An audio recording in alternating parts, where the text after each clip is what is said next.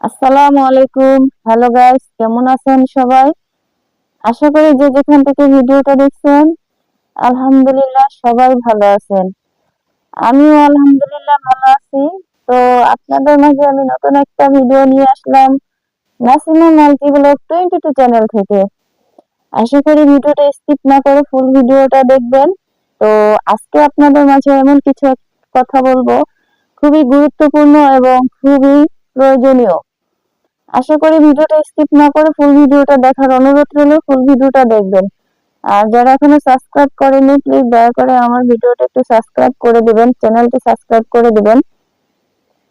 আমি ছোট্ট একটা উম, পরিবার, আমার ছোট্ট একটা চ্যানেল। তো সবাই যদি একটু সাপোর্ট করেন তাহলে আমার একটু ভালো হয়, একটু সহযোগিতা হয়। আপনাদের সহযোগিতায় আমি একদিন অনেক দূরে এগিয়ে যেতে পারবো ইনশাল্লাহ। তো দয়া করে ভিডিওটা স্কিপ না করে ফুল ভিডিওটা দেখবেন আশা করি। তো আপনাদের কিছু কথা বলি।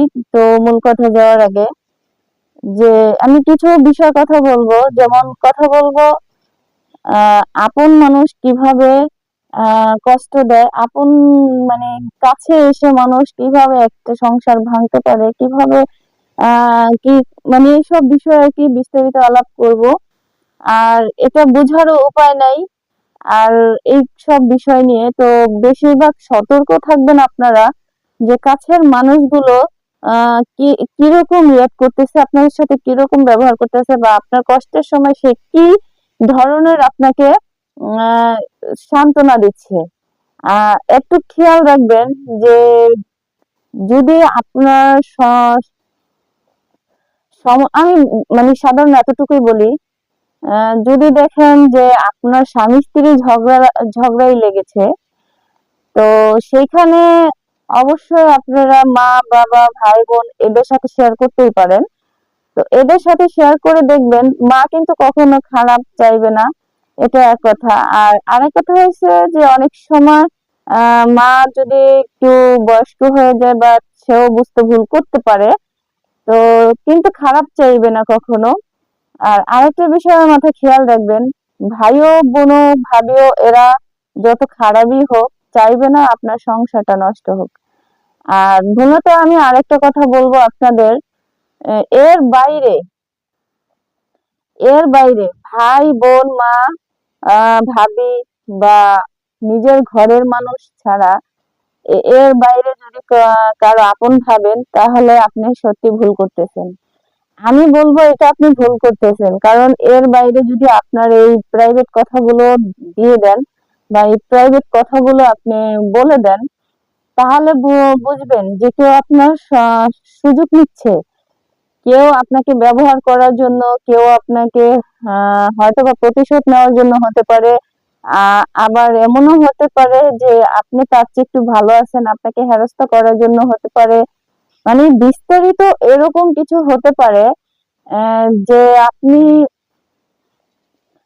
এমন ভাবে কখনো কাউকে বিশ্বাস করবেন না। সে বান্ধবী এবং বন্ধু এই দুটো মানুষই আগে দেখবেন, বিশ্বাস করলেও সেটা আগে নিজের নিজের মধ্য থেকে এতটুকু খেয়াল করে রাখবেন যে আসলে সে আমার সান্ত্বনাটা কি দিচ্ছে, তার সান্ত্বনাটা কি সঠিক না ভুল।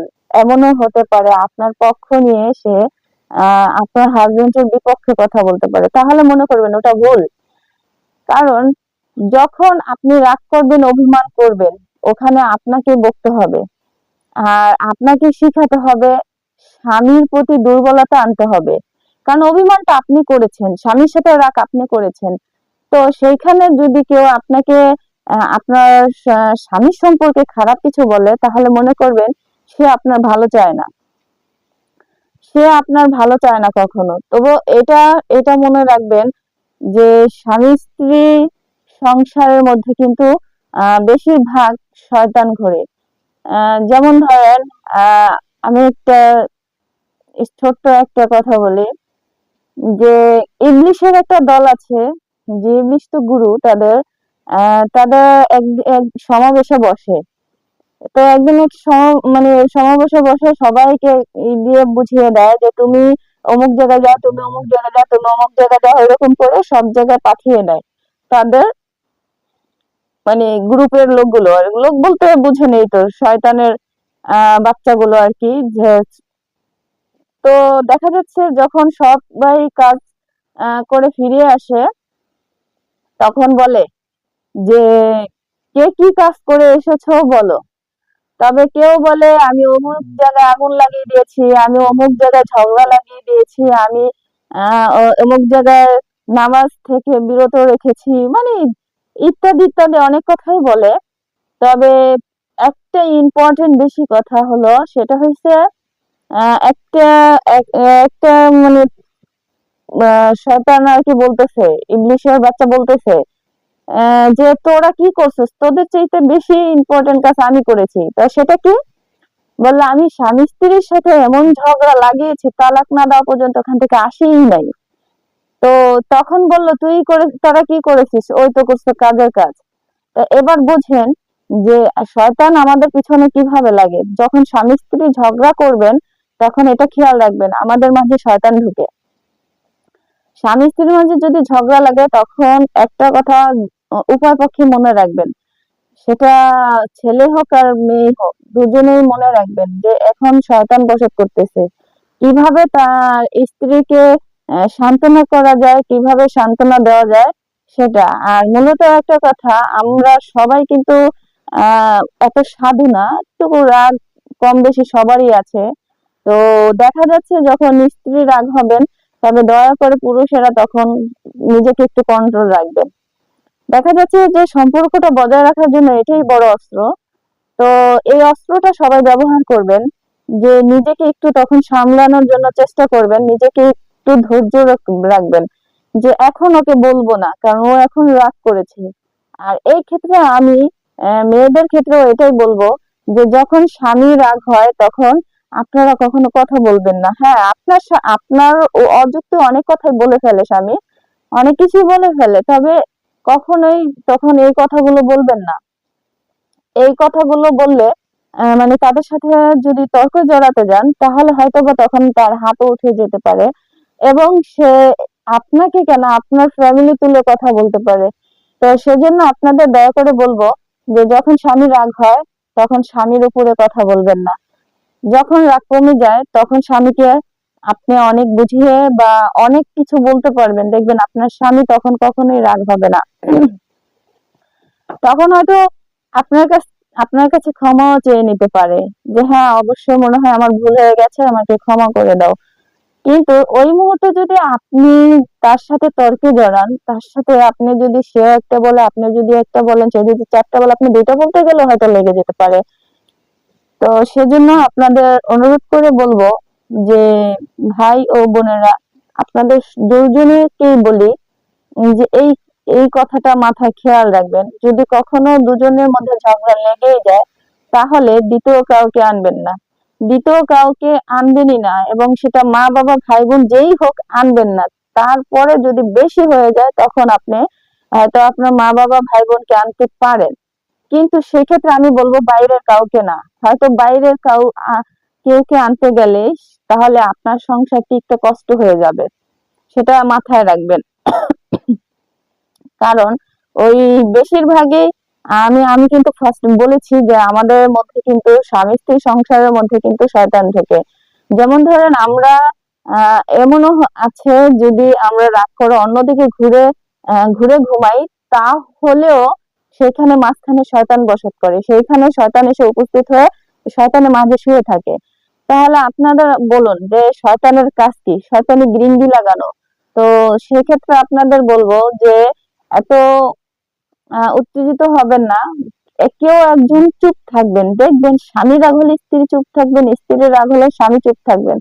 আর পরবর্তীতে দেখবেন আপনাদের সংসারটা আরো সুন্দর হবে, এবং দুজনেই মায়া মায়া জড়াবেন। আর আরেকটা কথা না বললেই নয়, স্বামী যত কথাই বলুক, সব কথা কিন্তু বাপের বাড়ি বলা যাবে না। কারণ সব কথা বাপের বাড়ি বলতে গেলে, মা অনেক কষ্ট করে মানুষ করেছেন, মা কিন্তু সহ্য করতে পারবেন না। তো ভাই অনেক আদরে বড় করেছেন, ভাইও সহ্য করতে পারবেন না। হয়তো ছোট থাকলে বড় বোনেরাও অনেক স্নেহ দিয়ে মায়া দিয়ে বড় করেছেন, তারাও সহ্য করতে পারবেন না।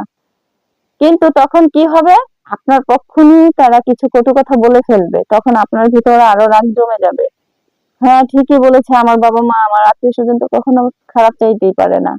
কিন্তু খারাপ তারা চায় না, কিন্তু তাদের কাছে খারাপ লাগে সেটা প্রকাশ করে। তো সেজন্য আমি বলবো, আপনারা দয়া করে নিজেদেরটা নিজেরা মিটিয়ে নেওয়ার চেষ্টা করবেন। আর হ্যাঁ, বিয়ে তো অনেকেই বসা যায়, কিন্তু সুখ কি কখনো আহ কেনা যায়? কেনা যায় না। সুখ কি কখনো এভাবে হয়? নিজের কষ্ট করে সুখ অর্জন করে নিতে হয়। সেটা স্বামী এবং স্ত্রী দুজনেরই। যে সুখ কিন্তু কখনো হাঁটাচলা করে না যে ধরে আনবেন। সুখ কিন্তু নিজেদের মধ্যে থাকে। সেটাকে আপনারা একটু যদি নিজেকে কন্ট্রোল করতে পারেন, তাহলে দেখবেন সুখটা আপনার মধ্যে জাগল দিয়েছে। তো আজকে অনেক কথাই বলে ফেললাম।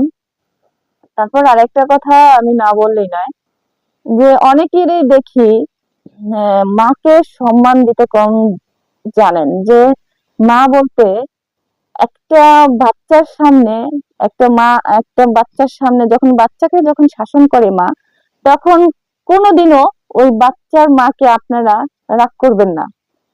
সেটা যদি সে ভুল হয় তাহলেও রাগ করবেন না, কারণ এজন্যই করবেন না, তাহলে ওই বাচ্চা মাকে অসম্মান করতে শিখবে।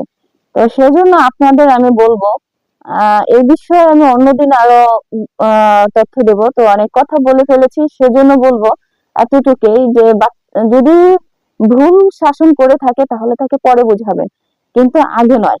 বাচ্চার সামনে তাকে কখনোই হেনস্থা করবেন না। আপনি যদি বাচ্চার সামনে হেনস্থা করেন, তাহলে বাচ্চা পরবর্তীতে আপনার স্ত্রীকে সে সম্মান দিতে জানবে না, বা সেটা দাদা দাদি ভাই বোন যেই হোক, তখন কিন্তু ওই বাচ্চার মাকে সম্মান দিতে শিখবে না। সে শুধু মনে করবে মা বুঝি ভুল শাসনটাই করে। তো যাই হোক বন্ধুরা, আমি অনেক কথাই বলে ফেললাম, অনেক বিস্তারিত। আরো কিছু জানতে চাইলে বা আরো কিছুগুলো আপনারা কমেন্টে জানাবেন। আর অবশ্যই যদি আমার ভুল ত্রুটি হয়ে থাকে, ক্ষমা দৃষ্টিতে দেখবেন। আমি কাউকে উদ্দেশ্য করে কোনো কথা বলছি না। আর যেটা আমার ভিতরে আমি অনেক কিছু দেখলাম, যে অনেক কিছু দেখতেছি আশেপাশে, সেই জন্য আমি কথাগুলো বললাম। তো আশা করি আমার যদি কোনো ভুল ত্রুটি হয়ে থাকে, ক্ষমা দৃষ্টিতে দেখবেন। আর সবাই ভালো থাকবেন, সুস্থ থাকবেন। আর আমার ফুল ভিডিওটা দেখার জন্য আপনাদের অসংখ্য অসংখ্য ধন্যবাদ। তো আজকের মতো বিদায় নিচ্ছি আমি, নাসিমা মাল্টিব্লগ 22 চ্যানেল থেকে। আল্লাহ হাফেজ।